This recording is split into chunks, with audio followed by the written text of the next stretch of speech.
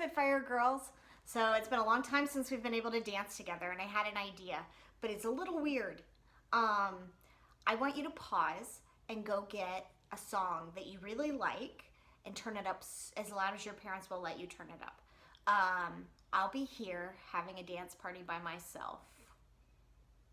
We're gonna listen to our music without playing it, so you won't hear anything on here, unfortunately. But go get your own song, and I'll see you in a second.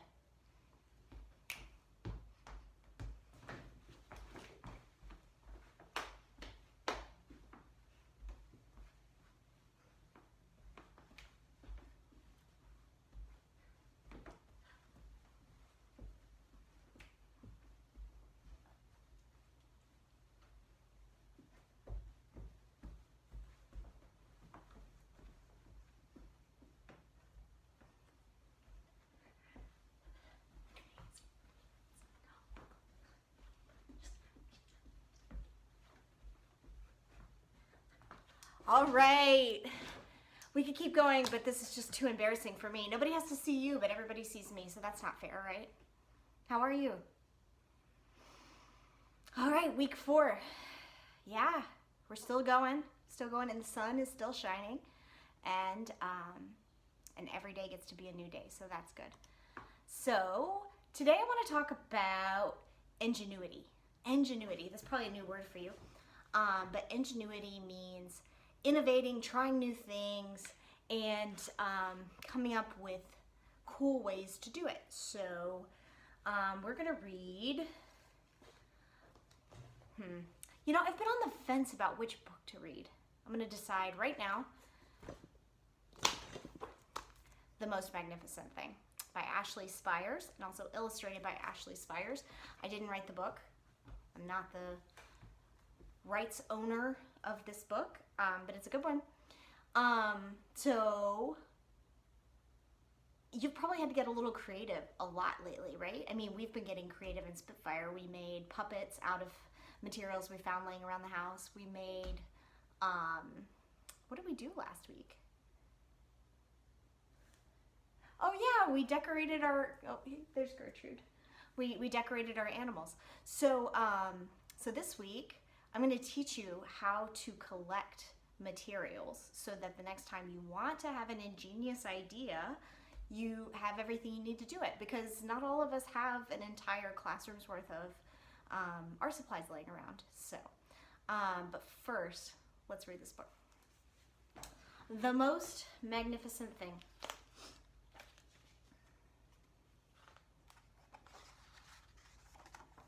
Written and illustrated by Ashley Spires. Oh, I'll get closer. This is a regular girl and her best friend in the whole wide world. They do all kinds of things together. They race, they eat, they explore, they relax. She makes things, he unmakes things. One day, the girl has a wonderful idea. She is going to make the most magnificent thing. She knows just how it will look. She knows just how it will work. All she has to do is make it, and she makes things all the time. Easy peasy. First, she hires an assistant.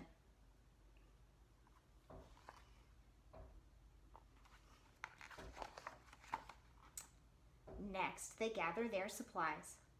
They set up somewhere out of the way and get to work. Is that actually out of the way?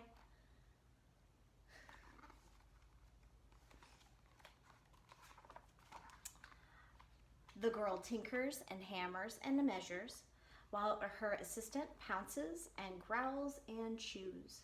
When she's finished, she steps back to admire her work. She walks around one side. Her assistant examines the other side. It doesn't look right. Her assistant picks it up and gives it a shake.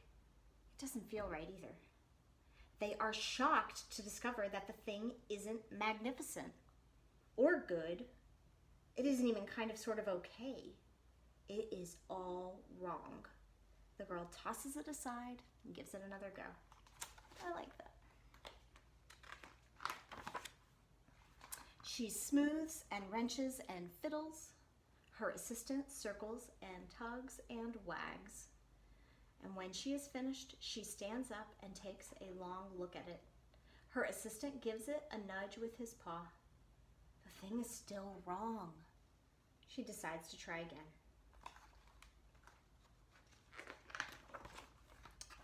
The girl saws and glues and adjusts. She stands and examines and stares.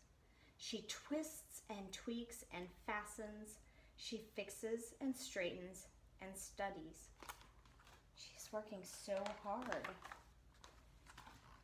She tries all different ways to make it better. She makes it square, she makes it round, she gives it legs, she adds antennae, she makes it fuzzy, she makes it long, short, rough, smooth, big, small. One even smells of stinky cheese, but none of them are magnificent. Which one do you think stinks?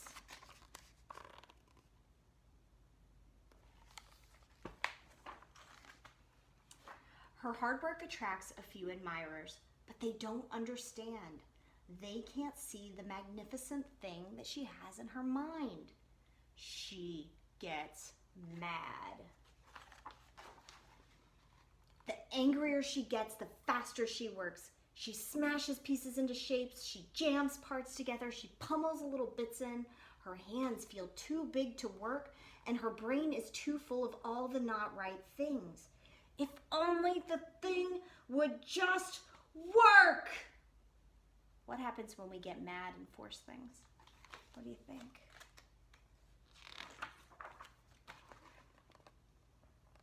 Say it loud.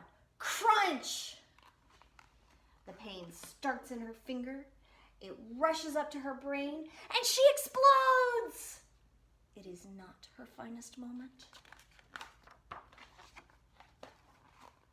I'm no good at this. I quit. Her assistant suggests a walk.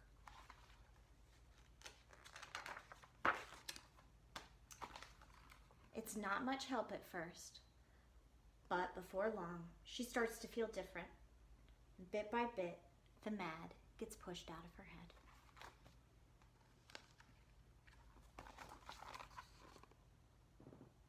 Cupcakes make everything better, right? As they stroll along, she comes across the first not right thing she made. The bad feelings are about to start all over again, but then she notices something surprising. There are some parts of the wrong things that are really quite right. The bolts on one, the shape of another, the wheel to seat ratio of the next. There are all sorts of parts that she likes.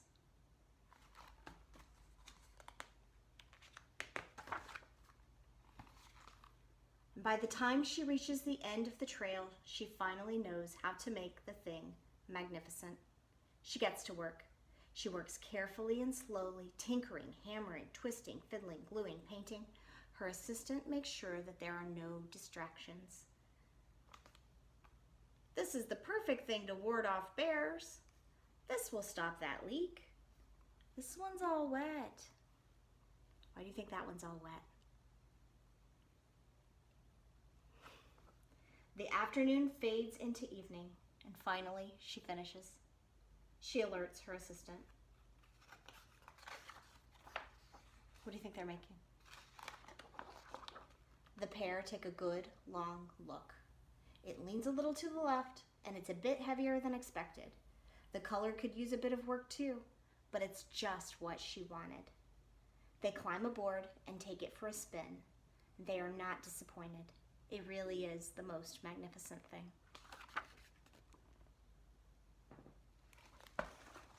So, was it perfect? No. There's no such thing as perfect, remember?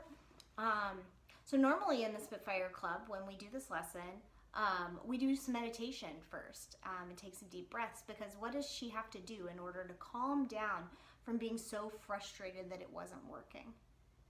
She goes for a walk. She takes a deep breath. Yeah. You're not frustrated at all when you're staying home, are you? Yeah. It's more frustrating right now. So be sure to, take your deep breaths, go for walks around your house, your apartment building, or your yard, whatever you need. Okay. And then we would do a design challenge where I dump a bunch of stuff on the floor and then you get to make stuff out of it. And you always come up with the most wonderful things, the most magnificent things. So instead of doing a design challenge where you watch me make stuff, because that's not very interesting, right? I thought that I could teach you how to make your own grab bag of stuff laying around the house. The Rosie Revere engineer people call it an engineer's stash. And this is a very helpful thing for when you want to do projects. Like, how many of you remember when we made bridges? Those came from an engineer's stash. We've done a lot of activities out of my engineer's stash. So let me show you what we've got. So I've got, let me move this out of the way. There we go. Okay. So I've got boxes of stuff here that I've been collecting for a very long time. I've got a can from cookies from the grocery store, which could be a good sound maker. Yeah, good sound maker. I feel like you all could do some cool stuff with this. I know that these aren't the best things for the environment, but if you reuse them over and over again, not as problematic. Straws, paper cups left over from birthday parties. You can make telephone. You can make. I've seen somebody make a hat out of these. My coffee press, my French press coffee maker broke, but I thought, you know what? This little stick is kind of cool, and this kind of rolls up. I haven't had anybody make anything out of it yet, but I can't wait to see what they come up with. A little plastic box, toilet paper rolls, coffee filters, giant coffee filters courtesy of our friends at the former Sugar Shack Donuts, now Elizabeth's Counter. Great donuts. A tray from Takeout Coffee. Hangers from the dry cleaners. Egg cartons. See if there's anything else interesting in here. I tend to hang on to corks from wine. Ask your mom and dad or a grown-up who drinks wine to save a couple corks for you. This is great for making bottle rockets, where I use a soda bottle and some baking powder and oh, this would be perfect. You guys want to blow something up? Let's let off a bottle rocket soon. That's gonna be great. I put a wine cork inside a soda bottle that's filled with baking soda and vinegar. And then I stand back and I make sure my eyes are covered so that I don't get anything in my eyes. And it goes up into the sky, and it's pretty great. See if I can get a camera person that day. What else do I have in here? I've got some stuffed, some paper that came in like a package. So I was showing you how to make an engineer stash. You don't need me to tell you everything that's inside this box, but the reason I am telling you a little bit of what I've got is because I feel like you might throw things away pretty regularly that you don't realize could be saved up. Now, do your parents want you to stuff every found object under your bed? No, don't do that. But maybe put aside like one cardboard box that you can, over time, stash a little stuff in. What are some other things that I haven't typed in? Oh, popsicle sticks. If you're eating any popsicles right now, like wash them off nicely with some soap and water. And yeah, there are lots of cool things that you can save up over time so that when you want to do a project, you have a couple paper towel rolls. And then you can be more creative and reuse them. You don't have to throw them away after one use, right? All right, let me come back closer so I can see you. That's all I got for you today. I think we're going to start keeping these a little bit shorter because I suspect that you don't want to sit for 30 minutes and listen to me talk to myself. I miss you terribly. Oh, I need your help. What do you want to read next week? I'm going to go choose a few books. Do you want to come with me? So, let's see. These are all our books. Look at these books. So I think that we could read, which ones were the ones I thought about lately? Mango, Abuela, and Me